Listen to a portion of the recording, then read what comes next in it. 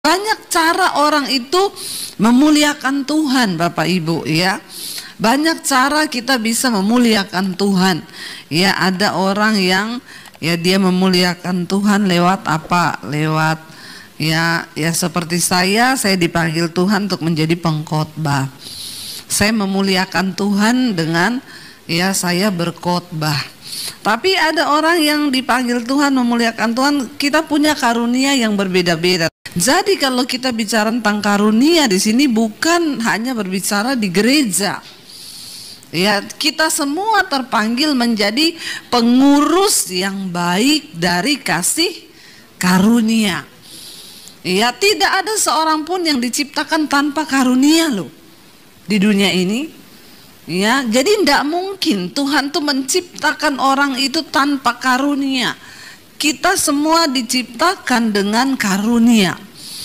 Lalu di sana dikatakan layanilah seorang akan yang lain sesuai dengan karunia yang telah diperoleh tiap-tiap orang.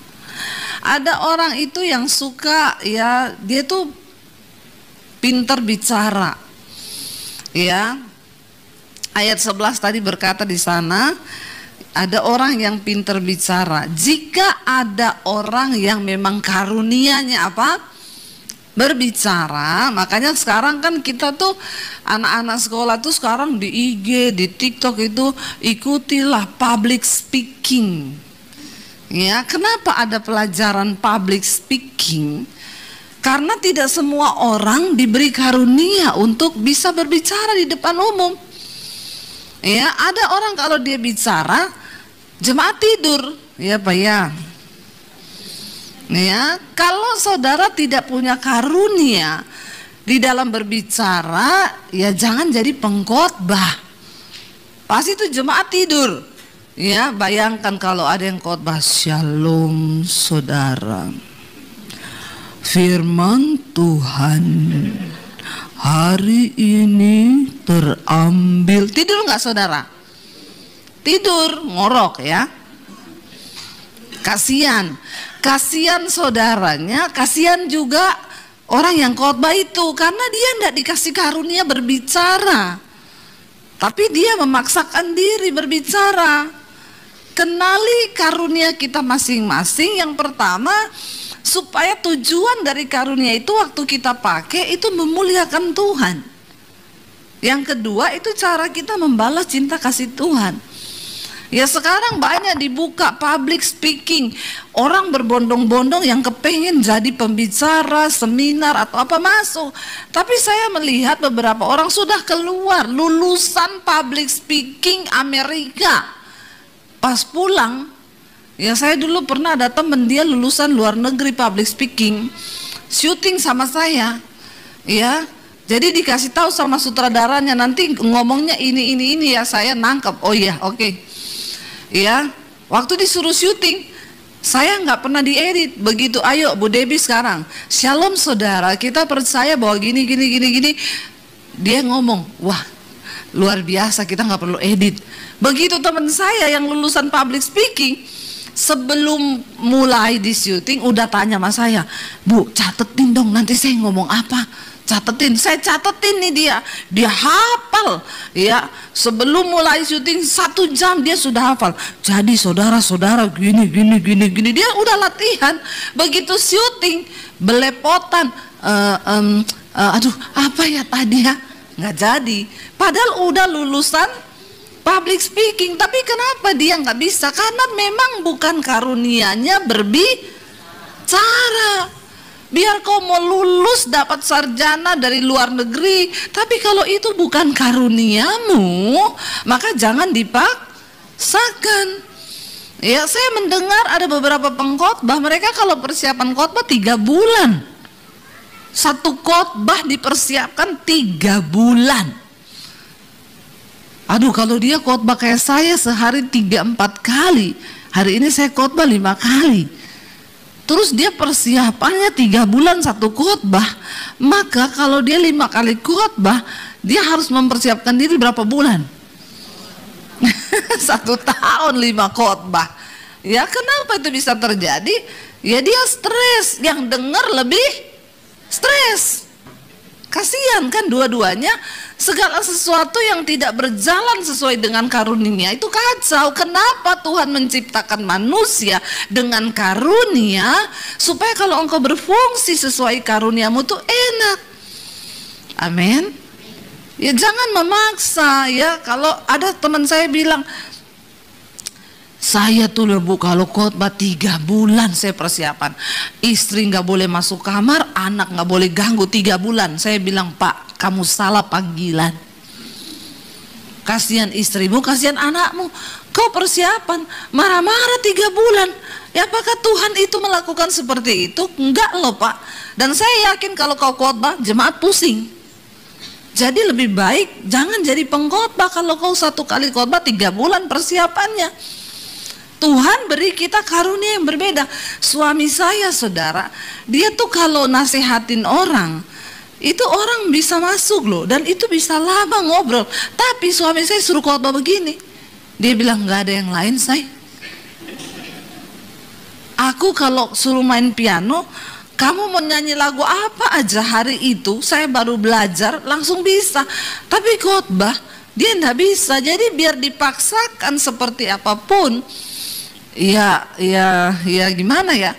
Dulu pernah dia di jadwal khotbah, saya datang sama anak-anak dukung dia.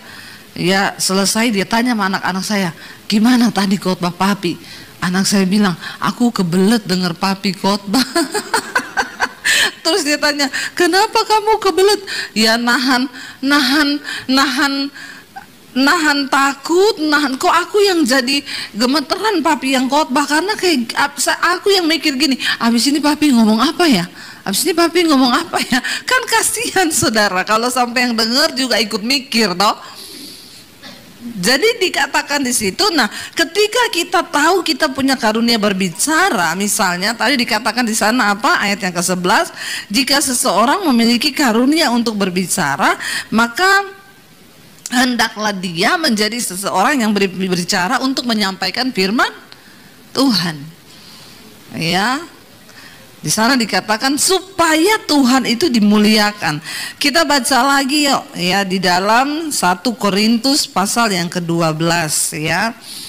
Kita lihat mulai ayat yang pertama. 1 Korintus pasal yang ke-12 mulai ayat yang pertama. Kita baca bersama 1, 2, 3. Sekarang tentang karunia-karunia roh. Aku mau saudara-saudara supaya kamu mengetahui kebenarannya. Ayat yang berikutnya, kamu tahu bahwa pada waktu kamu masih belum mengenal Allah, kamu tanpa berpikir ditarik kepada berhala-berhala yang bisu. Ayat yang berikutnya, karena itu aku mau meyakinkan kamu bahwa tidak ada seorang pun yang berkata-kata oleh Roh Allah dapat berkata terkutuklah Yesus, dan tidak ada seorang pun yang dapat mengaku Yesus adalah Tuhan selain oleh Roh Kudus. Syarat pertama untuk kita melayani Tuhan, tentunya kita harus dipenuhi Roh Kudus ya. Orang yang dipenuhi Roh Kudus itu dia menyebut Yesus adalah Tuhan. Jadi kalau ada yang bilang Yesus bukan Tuhan, itu sesat. Ya, Yesus adalah Tuhan, Yesus adalah juru selamat. Lalu dikatakan di sana ayat yang berikutnya, coba kita lihat firman-Nya biar terus ada di sana ya. Ayat yang berikutnya baca di sana 1, 2, 3. Ada rupa-rupa karunia tetapi satu roh. Ayat 5. Dan ada rupa-rupa pelayanan tetapi satu Tuhan. Ingat, kita semua punya banyak karunia, kita semua punya banyak pelayanan, tapi Tuhannya satu. Dari roh yang sama, yaitu Roh Kudus. Ayat yang berikutnya dikatakan, dan ada berbagai-bagai perbuatan ajaib, tetapi Allah adalah satu yang mengerjakan semuanya dalam semua orang.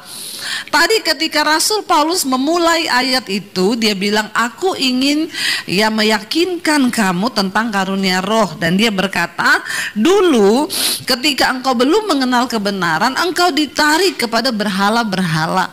Saudara, waktu orang itu belum mengenal kebenaran, dia buta.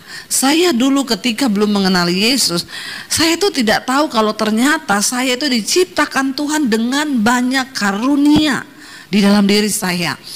Tapi karena saya belum mengenal kebenaran, ya saya pakai karunia saya itu untuk sesuatu yang tidak memuliakan Tuhan. Ya, saya dulu ya punya suara yang nggak fals lah ya, bisa nyanyi. Ya, saya nyanyi di kafe, saya nyanyi di tempat-tempat dia dugem. Dulu saya nggak tahu kalau karunia itu ya saya harus pakai untuk memuliakan Tuhan, karena saya masih dalam kegelapan. Tetapi Rasul Paulus bilang, sekarang ketika kamu mengerti kebenaran, aku mau supaya kamu tahu tentang karunia roh itu. Ya, lalu dikatakan di sana, kita lanjut ayat yang berikutnya, dikatakan tadi. Ya, ayat yang berikutnya kita baca saudara, ayat yang ke-7 sekarang ya. Ayat yang ke-7. Tetapi kepada tiap-tiap orang dikaruniakan apa? Pernyataan roh oleh untuk kepentingan bersama. Ya, lalu yang berikutnya di sana dikatakan firman Tuhan, sebab kepada yang seorang roh memberikan karunia untuk berkata-kata dengan hikmat, dan kepada yang lain roh yang sama memberikan karunia berkata-kata dengan pengetahuan. Ayat yang berikutnya, kepada yang seorang roh yang sama memberikan iman, dan kepada yang lain ia memberikan karunia untuk menyembuhkan. Ya, yang berikutnya di sana dikatakan kepada yang kita lihat dia ini ayatnya terpotong ya. Kepada yang seorang, ayat yang ke-10, kepada ayat yang ke-10 ya, kepada yang seorang roh memberikan kuasa untuk mengadakan mujizat, dan kepada yang lain ia memberikan karunia untuk bernubuat, dan kepada yang lain lagi ia memberikan karunia untuk membedakan bermacam-macam roh.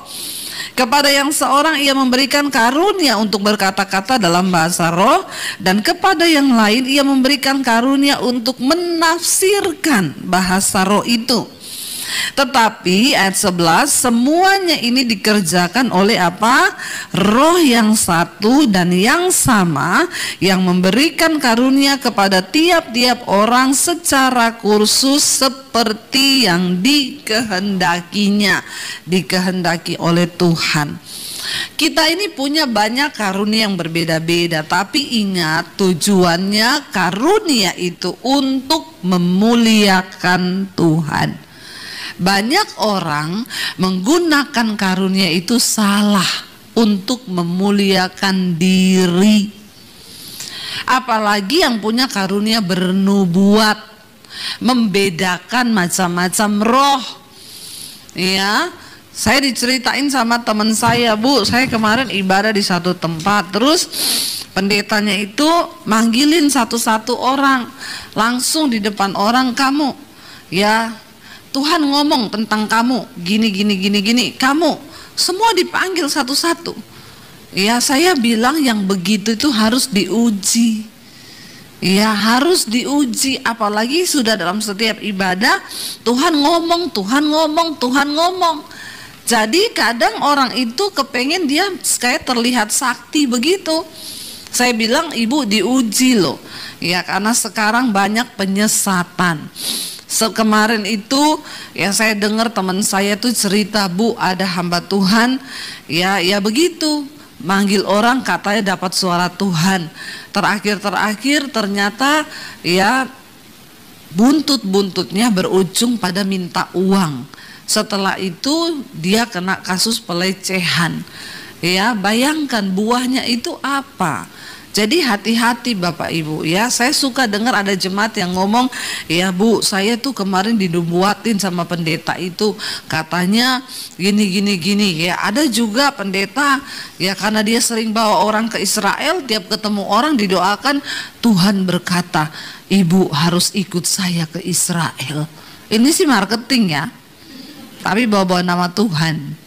Ya hati-hati ya, setiap ketemu orang ya Tuhan berkata. Apalagi kalau dia lihat kalau orang kaya itu suka banget dinubuatin. Ya dia tahu nih kalau wah ini orang kaya kayaknya ya, lihat tasnya apa, dipanggil dinubuatin. Tuhan bicara buat ibu ya. Jadi hati-hati Bapak Ibu juga, janganlah terlalu mencari-cari yang begitu-begitu ya, yang kelihatannya waduh ya mistis-mistis. Di dalam dunia rohani sekarang banyak yang masuk dengan mistis-mistis, yang mau ya membawa-bawa nama Tuhan ya, buntut-buntutnya Tuhan bernubuat, ibu harus kasih saya uang. Ada kemarin begitu, orang-orang kaya dikirimin ya nubuatan, katanya Tuhan ngomong ya, ini ada nubuatan, ibu harus bantu pelayanan saya, ibu harus kasih saya sekian ratus juta. Kalau ada yang ngomong gitu bilang aja pret ya, bawa nama Tuhan, ngomong-ngomong duit, itu namanya mata duitan. Tapi heran banyak orang Kristen yang terjebak. Kenapa? Pengennya dapat suara Tuhan lewat hamba Tuhan. Saya selalu berkata, jangan cari pendeta. Anda tersesat kalau kebanyakan cari-cari yang seperti itu, akhirnya minta nubuatannya aneh-aneh. Cari Tuhan sendiri, amin. Ya, nggak usah nubuatan, yang paling luar biasa itu firman Tuhan. Nggak usah cari-cari orang. Akhirnya nih sudah banyak kasus hamba-hamba Tuhan yang seperti itu. Ya, menarik hal-hal yang mistis-mistis. Datang saudara ke doa malam kami, nanti saudara akan dapat souvenir profetik. Lewat souvenir itu saudara bisa mengetahui kehendak Tuhan. Ngapain saudara? Maaf ya, kalau saudara dikasih gantungan salib, terus saudara pegang itu, diomongin ini souvenir profetik dari Israel. Ya gampang banget ya jualan sekarang ini ya. Ntar saya ke Israel, saya bawa aja salib-salib dari Israel. Ya saya bawa minyak-minyak, saya bilang ini asli ya dari Israel. Kalau kau beli ini, kau pasti diberkati Tuhan. Pret.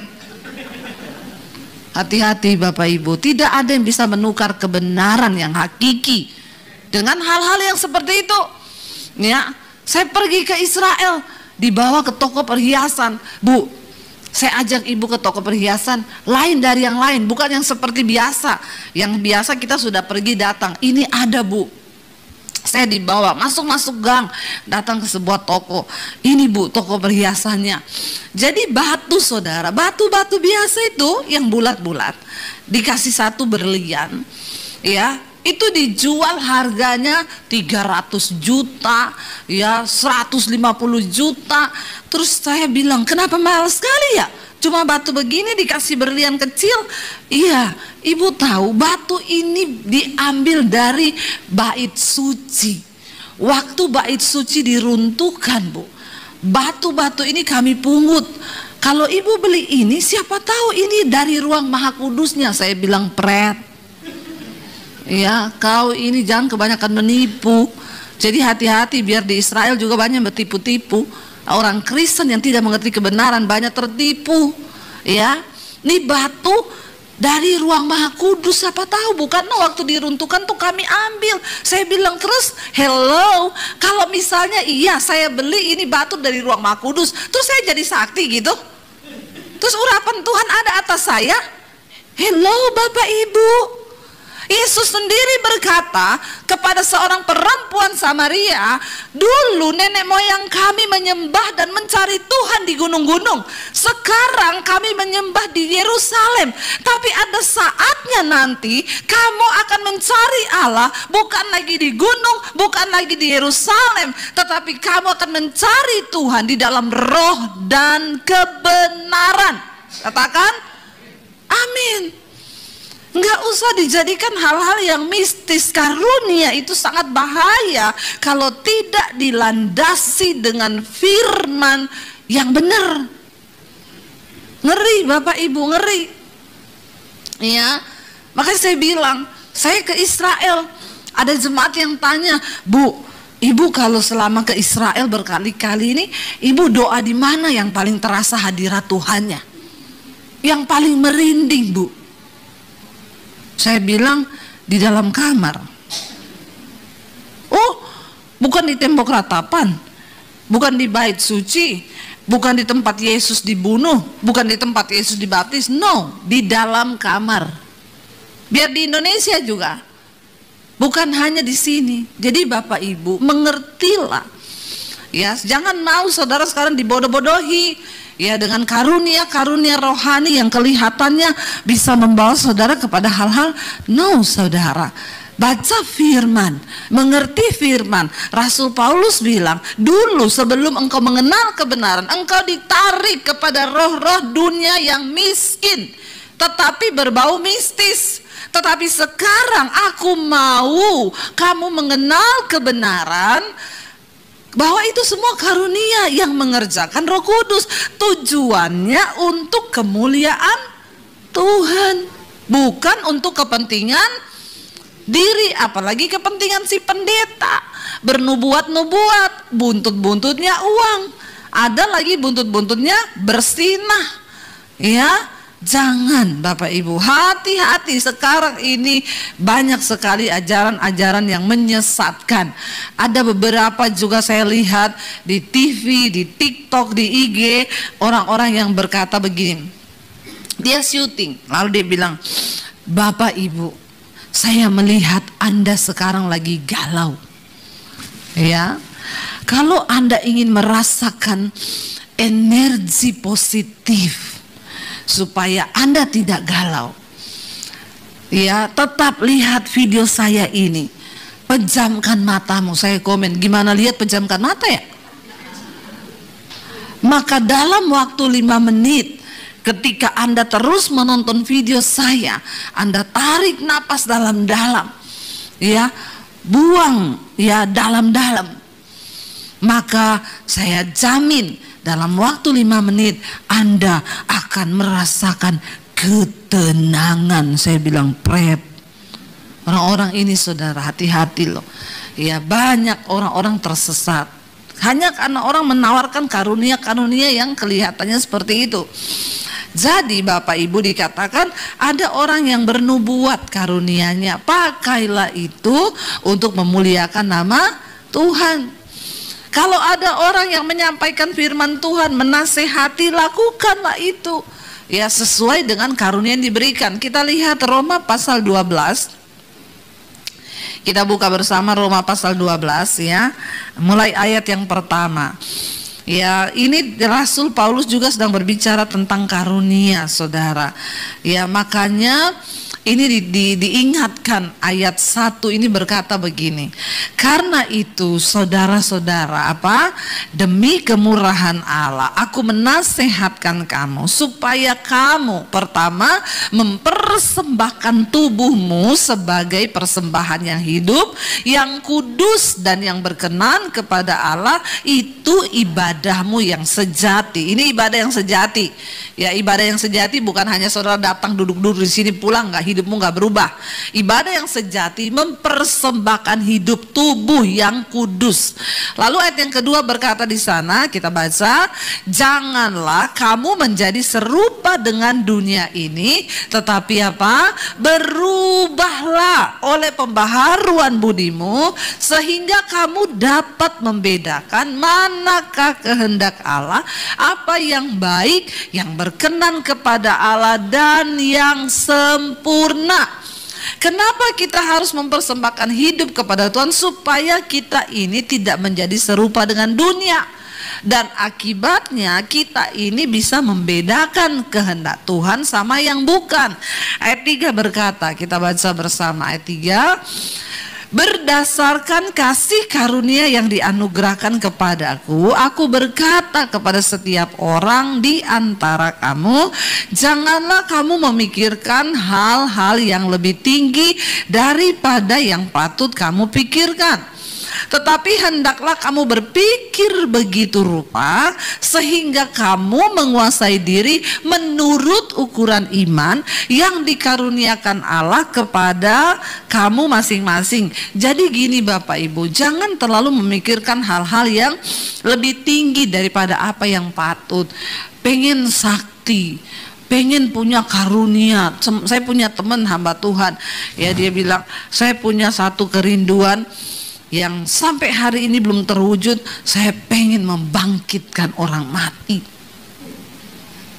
Terus saya bilang, terus buat apa? Kalau kamu pengen membangkitkan orang mati, terus buat apa? Ya enggak, pengen aja gitu. Saya bilang, itu bukan dari Tuhan loh, itu ambisimu. Dan kalau kau terus berdoa puasa supaya kau bisa membangkitkan orang mati, padahal Tuhan gak kasih karunia itu kepadamu, kau stres, bahkan bisa jadi sesat. Akhirnya terlalu memikirkan hal-hal yang menurut ukuran iman tidak masuk kepada dia. Orang membangkitkan orang mati itu karunia dari Tuhan. Ya, saya lebih suka membangkitkan orang yang mati rohaninya daripada bangkitkan orang yang mati fisik. Ngapain? Ya, saya bilang lebih baik kamu bangkitkan orang yang mati rohani daripada kamu bangkitkan orang yang mati secara fisik. Buat apa? Ya, kalau sudah waktunya mati pasti buat jago-jagoan supaya pada akhirnya, wih, pendeta sakti loh bisa bangkitkan orang dari kematian. Itu terlalu tinggi pikirannya. Lalu kita lihat ayat yang selanjutnya berkata apa Bapak Ibu? Jadi ingat ya, kita ini punya takaran iman masing-masing, jangan melampaui. Sebab sama seperti pada satu tubuh kita mempunyai banyak anggota, tetapi tidak semua anggota itu mempunyai tugas yang sama. Kalau kamu nggak diberi karunia membangkitkan orang mati, ya ndak usah orang lain diberi. Kamu nggak usah pengen sama orang itu. Ya, saya diberikan karunia untuk berkhotbah. Ya saudara, jangan Bu Debbie bisa khotbah, saya juga bisa. Nggak semua orang bisa seperti itu. Orang teman saya aja ngomong sama saya, pendeta, aduh saya tuh mau niru Bu Debbie khotbah ya di mimbar. Saya mau ngomong pret tuh mulut saya nggak bisa kebuka loh. Saya bilang, ya memang nggak bisa Pak. Oh, kenapa ya Bu? Ibu tuh enak aja loh ngomong pret. Saya bilang, ya itu pun juga kan nggak bisa satu orang dengan yang lain tuh nggak bisa. Dia, saya bilang, kayak suami saya mau ngomong pret, dia orang Solo, saya ini lahir di Sulawesi. Ya memang kita biasa ngomong ceplas-ceplos apa adanya.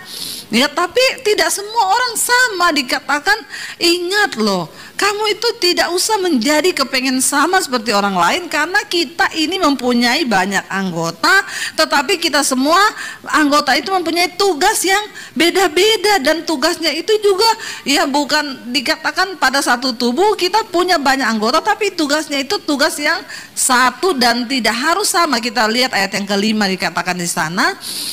Ayat yang kelima, demikian juga kita apa? Walaupun banyak adalah satu tubuh dalam Kristus, tetapi kita masing-masing adalah anggota yang seorang terhadap yang lain. Bagi tubuh Kristus, gereja tidak boleh bermusuhan.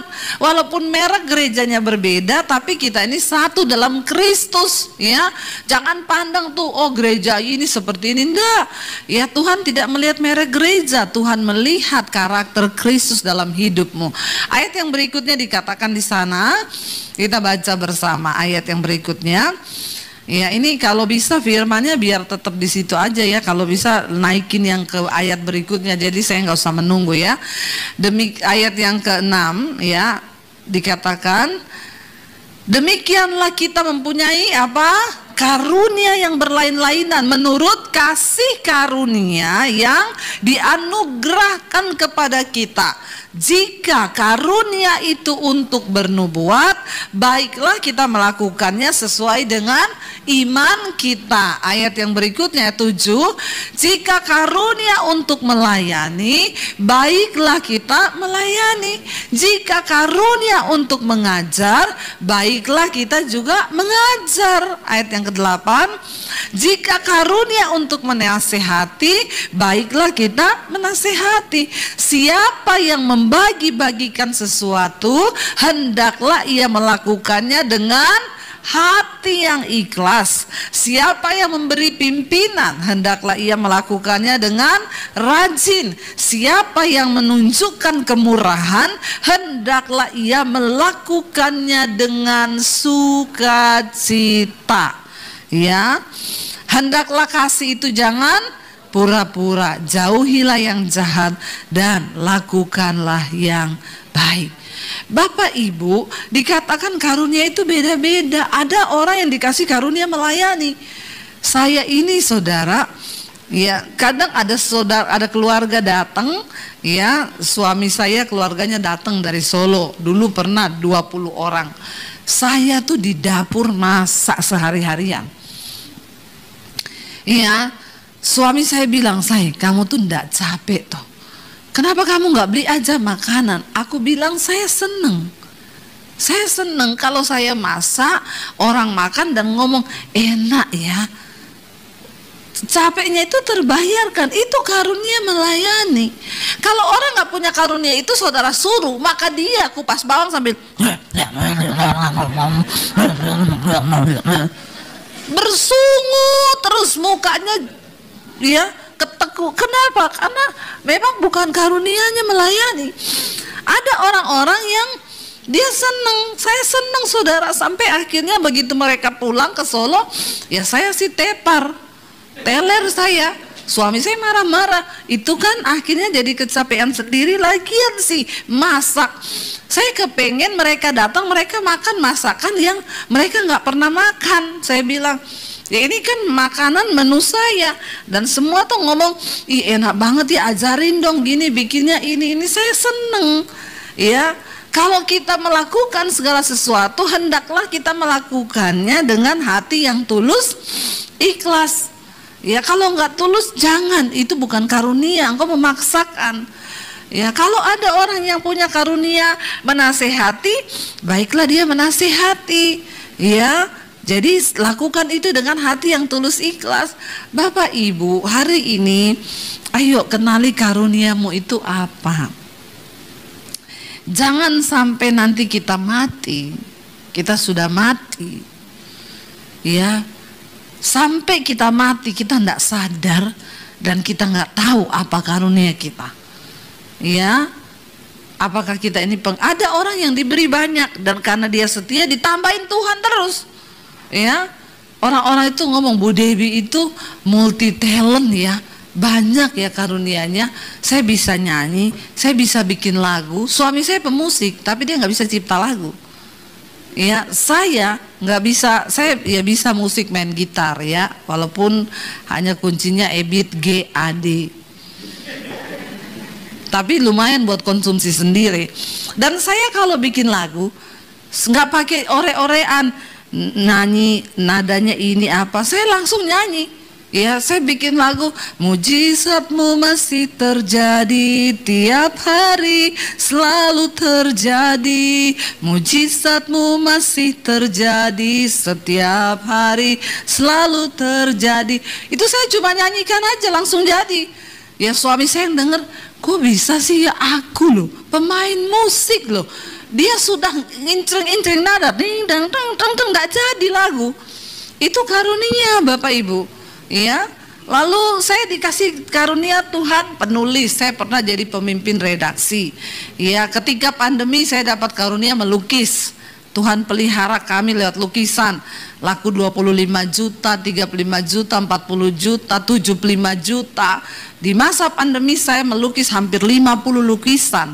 Dan Tuhan pelihara kami lewat itu.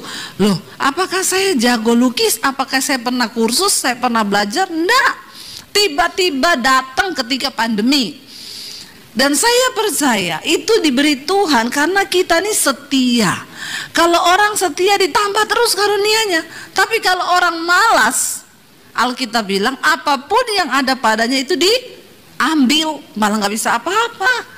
Makanya Bapak Ibu kenali karuniamu sekarang. Kalau karuniamu berbicara, jangan kau cerewet tanpa arah tujuan. Di rumah cerewet aja, cerewetnya itu bersungut. Tuhan bilang, kalau kau dikasih karunia berbicara, haruslah engkau berbicara sebagai orang yang menyampaikan firman Tuhan, bukan harus di khotbah di rumah kepada anak-anakmu. Anak-anak, ya kita ini nggak pernah tahu ke depan itu, masa depan itu seperti apa. Tapi Alkitab bilang kalau engkau hidup mengandalkan Tuhan, engkau pasti disertai Tuhan. Ini kan nasihat. Tapi memang makanya Rasul Paulus bilang orang baru bisa mengembangkan karunia kalau yang di ayat 1 tadi itu terjadi.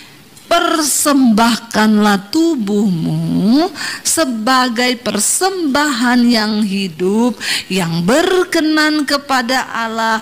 Itu adalah ibadahmu yang sejati. Sehebat apapun karunia yang ada pada dirimu, kalau engkau tidak bertobat, kalau engkau tidak menyerahkan hidupmu pada Tuhan, maka karunia itu menjadi sia-sia. Kita lihat banyak orang punya karunia, tapi disalahgunakan, dipakai untuk hal-hal yang tidak benar. Makanya kuncinya kita bisa mengembangkan karunia, yang pertama bertobat. Waktu kita bertobat, menyerahkan hidup kepada Tuhan, barulah karunia itu bisa menjadi buah-buah yang memuliakan nama Tuhan. Dan hidup kita menjadi berguna. Saudara, jangan sampai kita mati, kita tidak berguna. Gajah mati meninggalkan apa? Harimau mati meninggalkan. Kita mati tinggalin apa? Utang. Bertobat. Biarlah kita mati meninggalkan kenangan, karena kita sudah mengembangkan karunia kita, sehingga orang ingat, oh yang itunya, aduh dia selama hidup melayani terus loh.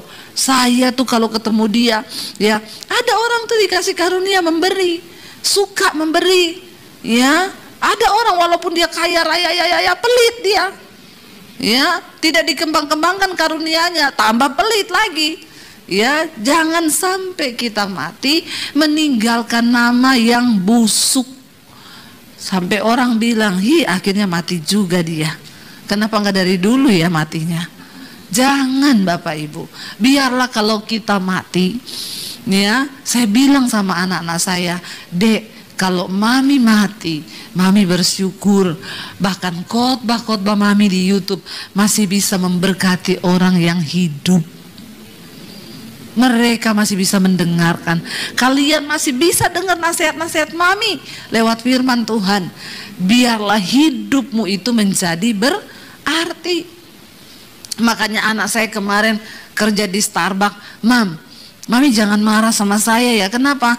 Aku daftar jadi pelayan di Starbucks, jadi pegawai. Saya bilang, yakin kamu cuci piring loh nak, nyapu loh, ngepel, ndak apa-apa, aku mau kok. Ya silakan kalau kamu mau.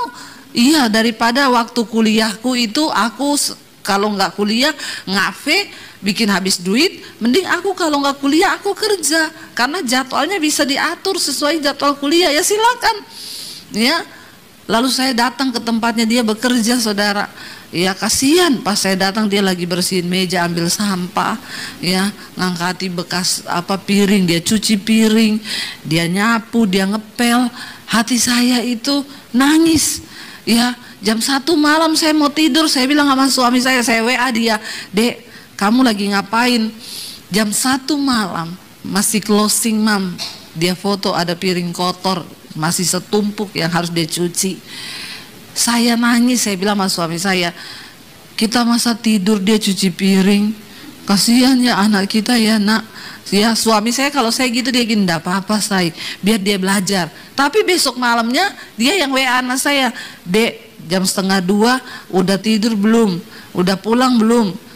"Belum, aku lagi ini pap, masih ngangkat sampah, masih bersihin ini." Kata suami saya gini, Aduh, gajinya berapa sih? Bilang dia nggak usahlah kerjalah, pulang aja. Saya bilang, kamu kemarin ngomong sama saya biarin. Sekarang kamu yang ngomong suruh pulang. Biarin aja, dia biar dibentuk sama Tuhan. Lalu saya pikir dia kapok, udah 2 minggu dia kerja. Saya bilang, Dek, kamu pasti capek ya. Kamu pulang aja Dek, gimana? Enggak, aku seneng kok, aku menikmati kok, enggak apa-apa Mam. Ya, aku kerja 9 jam sampai jam 1, jam setengah 2 pagi. Dapatnya 200 lebih sekian. Mam, cari uang itu susah ya Mam ya. Saya selama ini minta uang 250.000 buat ngopi, buat ngafe, buat pedicure, manicure. Ternyata nyari uang segitu harus dibayar dengan 9 jam. Aku cuci piring, aku bersih-bersih. Nah iya, kamu udah rasa sekarang? Iya Mam, aku sekarang jadi mikir mau beli apa-apa. Bagus, saya bilang, ya kita pergi ke sana. Anak saya yang gede sama yang kecil, lihat kakak, lihat yang tengah nih, anak yang tengah lagi beresin piring kotor sambil ketawa-ketawa liatin aku. Terus saya bilang sama 2 anak saya, kalian bisa nggak kayak begitu di depan orang ngambil piring kotor? Anak saya yang gede ngomong, aduh gua sih kagak Mam, nggak bisa, mentalku nggak bisa kayak begitu. Bukan karunia. Dia bilang, kalau aku lebih suka tulis-tulis angka-angka deh, belajar di belakang laptop aja, jangan disuruh kayak gitu. Bahkan mental aja dia nggak berani. Tidak semua loh saudara, orang bisa nyapu di depan orang, ngambil sampah dimarah-marahin. Ya, saya dari situ sekarang. Ya memang dari dulu saya menghargai petugas tukang cuci WC di mall, apa itu yang lap-lap meja. Apalagi setelah anak saya sekarang bekerja, saya bilang suami saya, bayangkan itu anak kita loh. Ya, jadi banyak nilai, nggak apa-apa saya biarin aja dia. Ya, tapi itu karunia. Kalau bukan karunia, nggak bisa. Ya, karena itu Bapak Ibu, temukan karuniamu itu sekarang. Walaupun di rumah engkau melayani, nggak apa-apa tuh bapak-bapak lap meja, bantu-bantu istri kan. Ya, beresin tempat tidur, itu bukan bencong, bukan. Itu karuniamu, nggak apa-apa, pakai itu. Yang penting hidupmu memuliakan nama Tuhan. Mari kita bangkit berdiri, kita berdoa. Bapa, bawa kami untuk menemukan Tuhan apa arti hidup kami, menemukan karunia kami, menemukan panggilan kami di dalam Tuhan, supaya kami boleh mempergunakan masa-masa hidup kami ini untuk memuliakan. Angkat hatimu pada Tuhan, serahkan hidupmu kepada Tuhan malam ini. Ini adalah titik balik. Bilang, Tuhan, biar malam ini menjadi titik balik hidupku kepada Tuhan. Kami datang Tuhan, memberi hidup kami kepadamu Bapa. Bahwa lidah kami hanya memuji. Yes,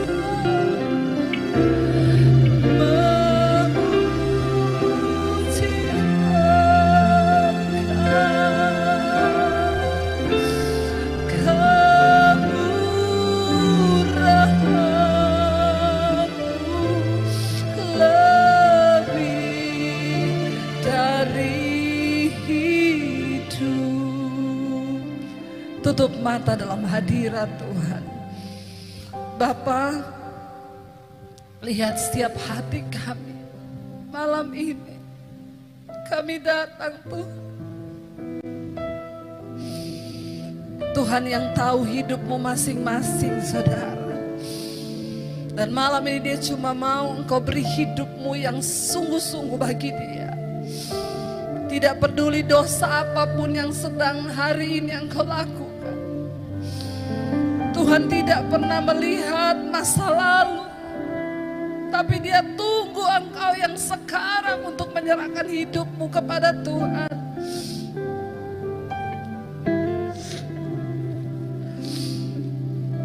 Ini hidup kami Tuhan Yesus. Berapa banyak di antara saudara yang mau sungguh-sungguh menyerahkan hidupmu pada Tuhan? Angkat tanganmu di tempatmu, saya akan berdoa. Tuhan, Engkau melihat setiap tangan kami yang terangkat kepadamu Tuhan. Ini kami di atas kota Palangkaraya ini Tuhan. Kami datang menyerahkan hidup kami kepada Tuhan. Biar kemurahan-Mu nyata di hidup kami Bapa.